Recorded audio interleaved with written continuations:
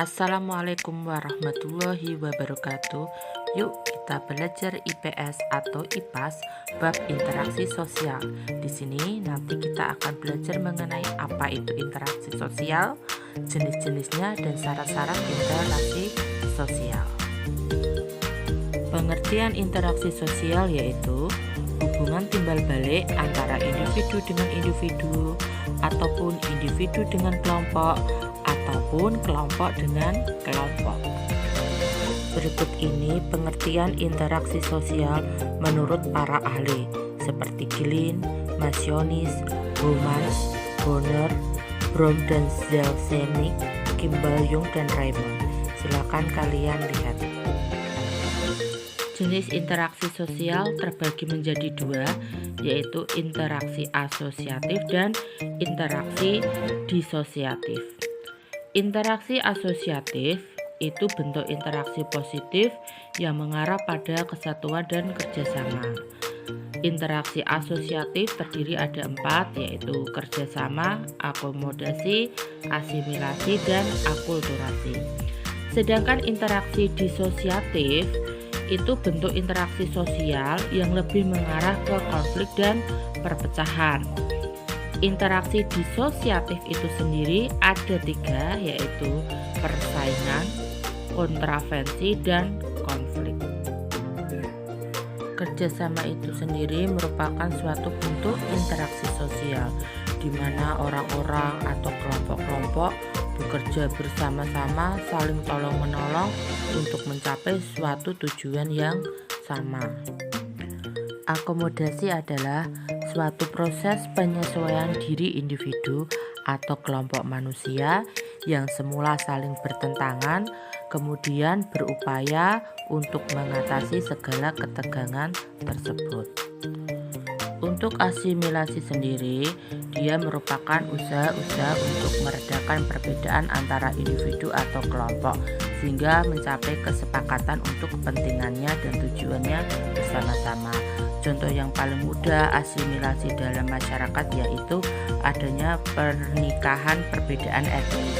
Misalkan orang Cina menikah dengan orang India, atau adanya serapan kosakata. Kalau bahasa Indonesia foto, bahasa Inggrisnya foto. Komputer, bahasa Inggrisnya computer, seperti itu. Bentuk interaksi sosial asosiatif yang keempat yaitu akulturasi. Akulturasi itu penerimaan unsur-unsur baru untuk menjadi suatu kebudayaan baru. Contohnya ini Masjid Cengho yang berada di Pandaan, Kota Pasuruan di Jawa Timur. Itu merupakan gabungan dari budaya Tiongkok, Jawa, dan Islam. Bentuk-bentuk interaksi sosial disosiatif yang pertama yaitu kompetisi atau persaingan, di mana orang-orang atau kelompok itu berlomba meraih tujuan yang sama, bisa di bidang olahraga ataupun di bidang kerja. Berikutnya yaitu kontravensi. Kontravensi itu berupa sikap menentang, penolakan, atau penyangkalan. Di sini ada 5 bentuk kontravensi. Bentuk interaksi sosial disosiatif yang terakhir yaitu konflik sosial atau pertikaian, di mana konflik itu diawali dengan adanya perbedaan atau persaingan yang serius sehingga sulit didamaikan atau ditemukan kesamaannya. Konflik sosial ini harus diredam. Jika tidak diredam, maka akan menimbulkan permasalahan yang lebih pelik lagi. Syarat interaksi sosial ada 2, yaitu pertama kontak sosial. Kontak di sini tidak harus selalu berhubungan secara fisik. Kita bisa melalui telepon, Twitter, Facebook, Instagram, dan lain-lain. Kemudian yang kedua yaitu komunikasi. Asalkan kita bisa mengutarakan apa yang menjadi pesan kita, itu sudah termasuk komunikasi. Ciri-ciri interaksi sosial yaitu jumlah pelakunya lebih dari 1. Kemudian yang kedua adanya komunikasi menggunakan simbol-simbol tertentu. Yang terpenting orangnya saling memahami. Ketiga ada dimensi waktu, baik itu masa lalu, masa kini, maupun untuk yang masa depan.